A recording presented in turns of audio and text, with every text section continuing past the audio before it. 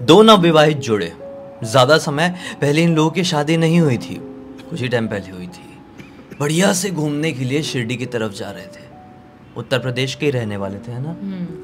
लेकिन नैनी जंक्शन में उनके साथ एक ऐसी दिल दहला देने वाली घटना घट गई कि जिसकी कहानी आज आप सुनेंगे तो आपके रोंगटे खड़े हो जाएंगे। आइए बिना देरी किए जिया की जुबानी जानते हैं कि क्या कुछ घटा था उनके साथ कि आज ब्लडी वाइब्स का ये एपिसोड बन रहा है।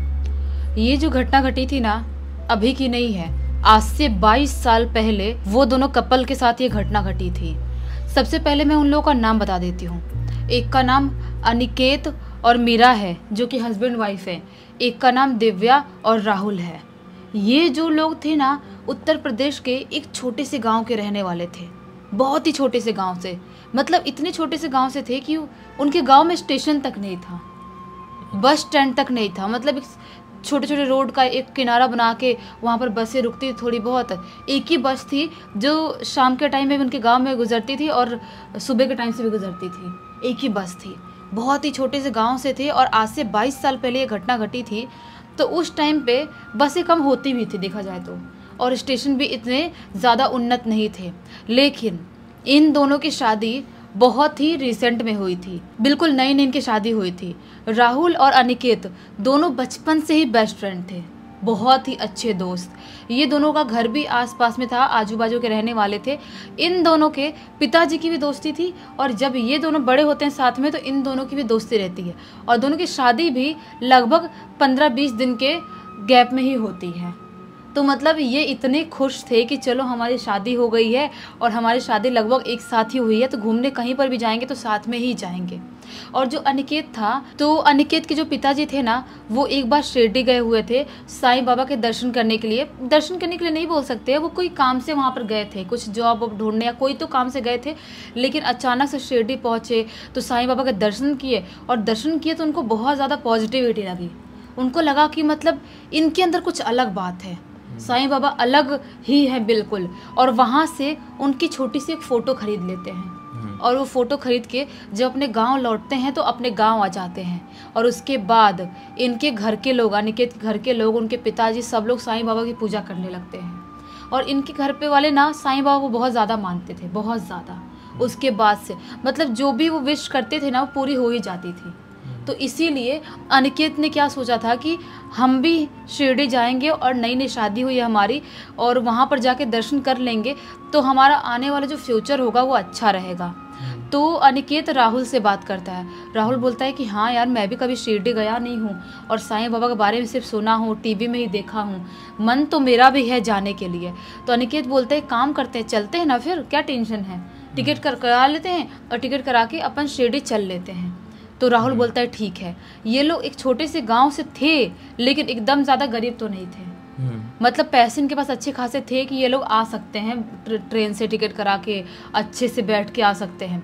तो ये लोग ना टिकट ढूंढने लगते हैं कि कैसे कौन से स्टेशन से कराए, क्योंकि इनके गांव में तो रेलवे स्टेशन था नहीं। तो इनको अब पता लगाने के बाद पता चलता है कि हमारे गाँव से अच्छा खासा काफ़ी दूर है नैनी जंक्शन, वहाँ से हमको ट्रेन मिल जाएगी शिरडी जाने के लिए, वहाँ से ट्रेन मिलेगी। तो ये लोग उस स्टेशन पे जाके वहीं से टिकट कराते हैं, और उसके बाद से इंतज़ार करने लगते हैं कि वो दिन आए, वो तारीख आए जब हम लोग निकलें और शिरडी पहुँचे। ये लोग आराम से अपने घर पे पैकिंग करने लगते हैं। इनकी जो वाइफ लोग थी वो लोग भी पैकिंग कर रही हैं, अपना सब कुछ करते करते फाइनली वो दिन आ ही जाता है जब ये लोग शिरडी के लिए निकलने वाले थे। लेकिन इनके स्टोरी में एक और ट्विस्ट था। रात के 1:30 बजे नैनी जंक्शन से इनकी ट्रेन थी उधर जाने के लिए शिरडी। तो इनके घर वाले लोग थोड़े से परेशान हो जाते हैं, अचानक सुनते हैं कि रात के 1:30 बजे। पहले से लोग बता के नहीं रखे थे, जब दिन आता है तब बताए थे। इनको लगा था कि अगर हम पहले से बताएंगे तो हमारे घर वाले हमको नहीं जान देंगे, बोलेंगे नई नई यंग जवान लड़कियों को, बहुओं को लेकर कैसे जाओगे इतने रात के टाइम में। तो ये लोग नहीं बताए थे। और जैसे घर वालों को पता चलता है, इनके अनिकेत के पिताजी भी इनको रोकते हैं, राहुल के घर वाले भी रोकते हैं, बोलते हैं कि कोई ज़रूरत नहीं इतनी रात में जाने के लिए, अगली बार करा लो, कोई टिकट दिन में होगा तो करवा लो। ये लोग बोलते हैं नहीं ना, नहीं मिल रही थी ना दिन की, इसलिए रात में करवा लिया, क्या होता है, हम दोनों तो है ही ना अपनी वाइफ को देखने के लिए। घर वालों के बहुत मना करने के बाद भी ये लोग अब रेडी तो हो ही गए थे, कपड़े तो रख ही लिए थे, रात के तकरीबन 10 बजे करीब अपने घर से निकल जाते हैं नैनी जंक्शन जाने के लिए, क्योंकि नैनी जंक्शन इनके गांव से काफ़ी ज़्यादा दूर था। तो लगभग इनको टाइम तो 4-5 घंटे का लगने ही वाला था। तो ये लोग 10 बजे निकले थे और इनके ही गांव का एक आदमी था जिसके पास गाड़ी थी, जो कि शादी वादी बारात में लेके जाया करता था। तो उससे बोल दिए थे कि तुम अपनी गाड़ी हमारे लिए ले चलना और हमको नैनी जंक्शन छोड़ के आना। तो वो जो आदमी था वो बोला था ठीक है भाई लोग, कोई प्रॉब्लम नहीं है, तुम लोग की नई नई शादी हुई है, पता है मुझे, तुम लोग की शादी में तो अपनी गाड़ी लेके गया था, मैं छोड़ दूंगा। तो ये लोग बोले थे पैसे वैसे का, बोला था कोई कुछ नहीं होता है पैसे वैसे का, वो देख लेंगे अपन, तुम लोग घूम के आओ फिर हम देखेंगे। तो वो जो आदमी था उसकी गाड़ी में सवार होते हैं ये लोग, और ये लोग निकल जाते हैं नैनी जंक्शन जाने के लिए। लेकिन जैसे ही ये लोग निकलते हैं इनको अजीब सा आभास होने लगता है, खास करके अनिकेत और मीरा को अजीब सा आभास होता है। मीरा बोलती है सुनते हो, मुझे ना कुछ अच्छा फील नहीं हो रहा है, मुझे ऐसा महसूस हो रहा है कि कुछ बहुत गलत होने वाला है या हमको नहीं जाना चाहिए, कुछ तो बहुत गलत है। तो अनिकेत बोलता है कि हाँ यार, मुझे भी कुछ बहुत ही मनहूस सा फील हो रहा है, ऐसा मैंने आज तक कभी महसूस नहीं किया है, बहुत गंदा महसूस हो रहा है। अभी ये लोग बात ही कर ही रहे होते हैं, तभी इनके पीछे से इनको आवाज़ आती है, मत जाओ, रुक जाओ, लौट जाओ, मत जाओ, घर पे लौट जाओ। और ये आवाज़ एक आदमी की थी। अनिकेत बोलता है मीरा को तुमने सुना तुमने? मीरा बोलती है क्या? अरे कोई पीछे से बोल रहा है मत जाओ, लौट जाओ, घर पे चले जाओ, ऐसा कोई बोल रहा है। मीरा बोलती है नहीं, मैंने कुछ नहीं सुना। ये राहुल और दिव्या से पूछता है, वो लोग बोलते हैं नहीं हमने कुछ नहीं सुना। अनिकेत बोलता है देखो अभी भी आवाज़ आ रही है, मत जाओ, घर पे लौट जाओ, मत जाओ, उस स्टेशन पे मत जाओ, ऐसी आवाज़ आ रही है। तो अनिकेत बोलता है ये जो भी है बहुत अजीब सा है, ये मैंने सिर्फ फिल्मों में ही देखा था कि ऐसी कोई चीज़ किसी के पीछे से आवाज़ आती है, जो भी चीज़ें होती है मैंने ज़िंदगी में कभी नहीं देखा था, ये क्या हो रहा है मुझे समझ में नहीं आ रहा है। लेकिन अनिकेत जो आवाज़ थी ना, वो आवाज़ को बर्दाश्त नहीं कर पाता, अपने कान ऐसे बंद करता है और ये लोग फाइनली पहुँच जाते हैं नैनी जंक्शन स्टेशन पे। वहाँ पहुँचते हैं, वो जो गाड़ी वाला आदमी था वो इनको बाय बाय बोलता है, इनके ही गांव का था, और बोलता है मैं गांव के लिए निकल रहा हूँ, तुम लोग आराम से पहुँच जाना, दर्शन करके मेरे लिए प्रसाद लेके आना। ये लोग बोले ठीक है। ये लोग नैनी जंक्शन स्टेशन पे पहुँच जाते हैं और वहाँ पे सीमेंटेड बेंच थे, 2 सीमेंटेड बेंच थे। तो ये लोग आराम से वहीं सीमेंटेड बेंच पे बैठ जाते हैं। ये लोग पहुँच गए थे तकरीबन 12:50 करीब हो रहा होगा। ये लोग स्टेशन पहुंच गए थे क्योंकि फास्ट गाड़ी चढ़ा के लाया था वो। ये लोग वहाँ पे पहुँचे, बैठे हुए चुपचाप, कोई भी बात की तकलीफ दिक्कत नहीं है, सोच रहे अब ट्रेन हमारी 1:30-2 बजे तक आएगी, जब भी थोड़ी लेट भी होगी 2 बजे तक तो आ ही जाएगी, तब तक आराम से बैठते हैं। ये लोग बैठे हुए हैं, मस्त एकदम ठंडी ठंडी हवा चल रही है। और एक चीज़ और बताना भूल गई मैं, ये जो रात थी ना बिल्कुल कोहरे वाली रात थी, ये बिल्कुल ठंड का टाइम चल रहा था। और इतनी जो मस्त हवा चल रही थी ना, इस मस्त हवा चलने की वजह से इनको ठंड भी उतनी ज़्यादा लग रही थी। एकदम कोहरे वाला टाइम, और इनको अब यकीन हो जाता है कि इतना कोहरा बढ़ता जा रहा है और अजीब सा माहौल बना हुआ है, तो पक्का ट्रेन आधे 1 घंटे तो लेट आएगी आएगी।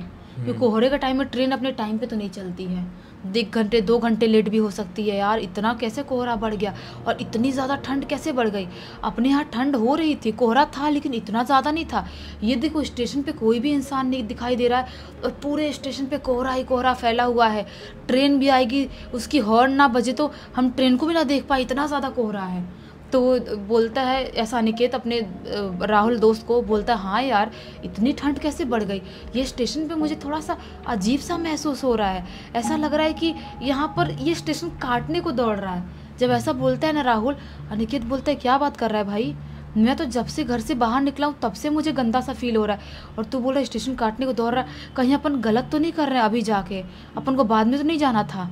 तो राहुल बोलता है देख जो लिखा होता है वो तो होता ही है, अपना नहीं जाना होता, अगर बाबा अपन को नहीं बुला रहे होते तो फिर हमारा टिकट ही नहीं होता, हम जा ही नहीं पाते। स्टेशन तक आ गए और यहाँ पर बैठ गए हैं, मतलब हमारा जाना लिखा है। तो अनिकेत बोलता है हाँ यार तू बिल्कुल सही बोल रहा है। दिव्या बोलती है हाँ भैया आप ज़्यादा टेंशन मत लो, आप ज़्यादा मत सोचो, मैं कब से देख रही हूँ। अनिकेत को बोलती है दिव्या मैं कब से देख रही हूँ कि आप बहुत चिंता कर रहे हो, इतना चिंता मत करो, हम चारों हैं और चारों आराम से पहुँचेंगे, आराम से दर्शन करके आएंगे, आप ज़्यादा मत सोचो। जब अनिकेत को राहुल और दोनों दिव्या बोलते हैं वो भी शांत होता है, मीरा भी समझाती है। अब ये लोग आराम से इंतज़ार करने लगते हैं। 1 बज जाते हैं, 1:30 बज जाते हैं, 2 भी बज जाते हैं, लेकिन ट्रेन नहीं आती है।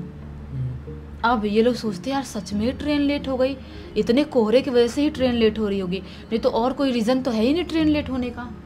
ऐसा क्यों हो रहा है? अभी ये लोग अब इंतज़ार कर ही रहे होते हैं।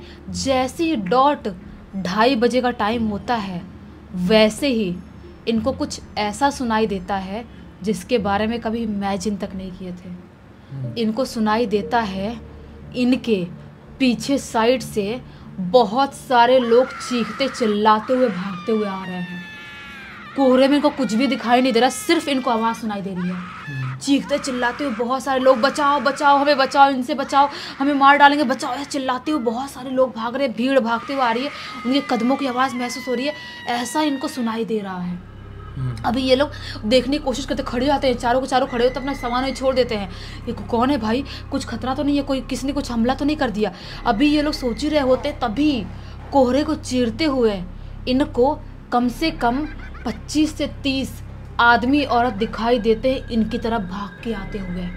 और वो जो लोग थे ना, एकदम ही पुराने फटे कपड़े पहने थे, एकदम ही पुराने ज़माने कपड़े हों, जैसा कपड़े इन्होंने कभी ज़िंदगी में देखा ही ना हो। ये देख के शॉक्ड कि हमारे छोटे से गांव में भी लोग ऐसे कपड़े नहीं पहनते हैं। नैनी अच्छा खासा, नैनी जंक्शन बड़ा स्टेशन है और यहाँ के तो अच्छे खासे लोग रहते होंगे, ऐसे कपड़े पहने क्यों घूम रहे हैं? अभी ये लोग सोच ही रहे होते, तभी वो जो लोग इनके तरफ भागते हुए आ रहे हैं, चीखते चिल्लाते हुए, वो बोल रहे हैं बचा लो हमको, बचा लो, तुम लोग भी भागो, वो लोग सबको मार डालेंगे, हमको भी मार डालेंगे, तुमको भी मार डालेंगे, जल्दी भागो जल्दी भागो। ऐसे लोग चिल्ला रहे। चिल्लाते चिल्लाते वो भीड़ से आती हुई एक औरत जो मीरा थी ना, उसका हाथ ऐसे पकड़ती है और उसका हाथ पकड़ बोलती है भाग जा बेटा। बुढ़ी सी औरत थी, भाग जा बेटा, तेरे को भी मार डालेंगे, तुझे भी नहीं छोड़ेंगे। और जो हाथ पकड़ी थी ना बुढ़ी औरत, इतनी जोर से पकड़ी थी कि मीरा के हाथ में दर्द होने लगता है। मीरा बोलती है आप चलो भागो, हम लोग भी भागते हैं इनके साथ साथ, कुछ तो गड़बड़ हो गया, ये लोग बोल रहे भागने के लिए, भागना तो पड़ेगा ना।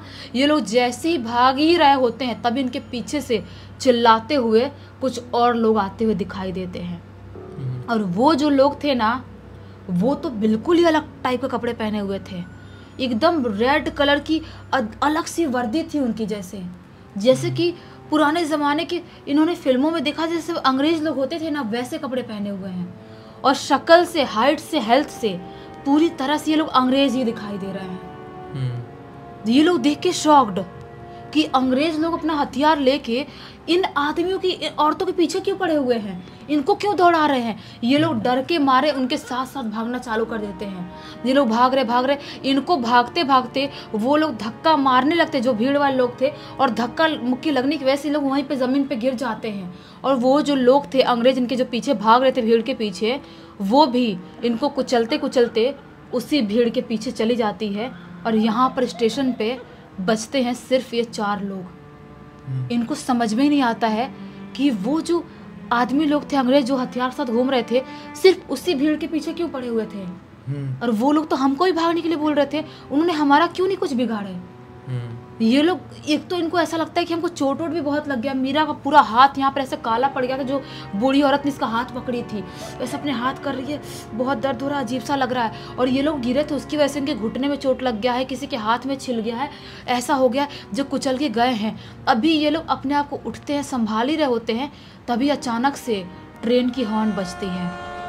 ट्रेन की हॉर्न बजती है और नैनी जंक्शन स्टेशन पे वो ट्रेन आ जाती है जिस ट्रेन से ये लोग जाने वाले थे।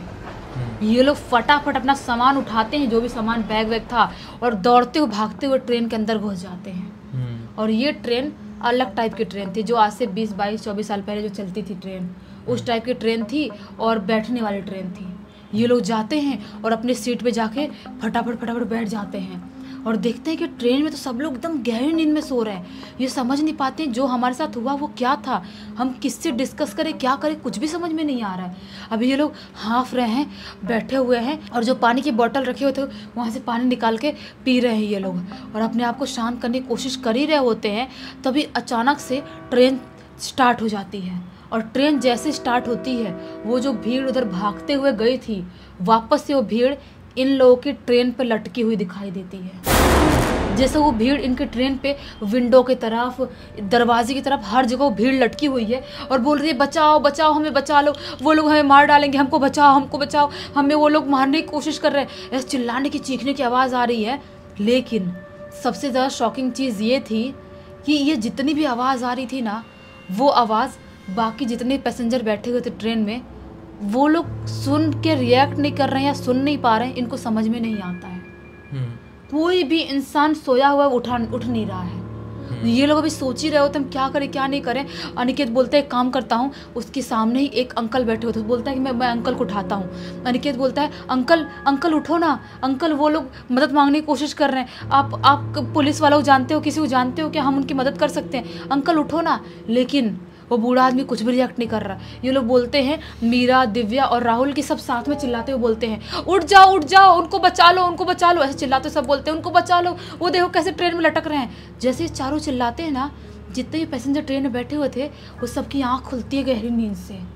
सब लोग गहरी नींद से उठते हैं, बोलते क्या हुआ क्या हुआ तुम लोग को। वो लोग पूछते हैं, जितने भी पैसेंजर थे इन लोग पूछते हैं। ये लोग बोलते हैं कि उन लोगों को बचाओ ना, देखो कैसे लटक के जा रहे हैं, ट्रेन स्टार्ट हुई इतनी फास्ट हुई, ट्रेन लटक के जा रहे हैं, वो लोग मदद मांगने की कोशिश कर रहे हैं, चलो आप मदद करो उनकी। कुछ लोग बोलते क्या, किसकी मदद, क्या बात कर रहे हो। अंकल जो उठा रहा था अनिकेत, वो अंकल बोलते हैं कौन से लोग। ये अनिकेत बोलता है देखो तो सही, वो लोग लटके हुए हैं विंडो की तरफ।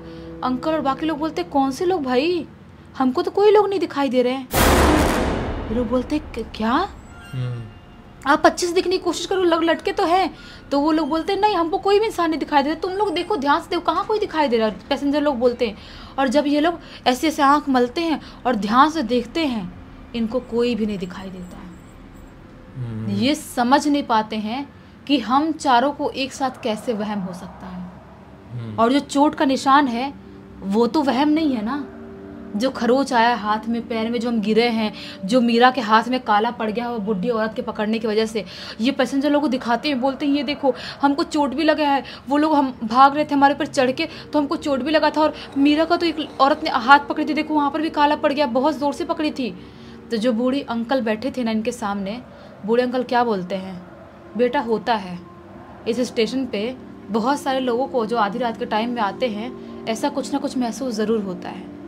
क्योंकि ये जो घटना है ना अभी से नहीं घट रही इस स्टेशन पे, अंग्रेज़ों के टाइम से घट रही है।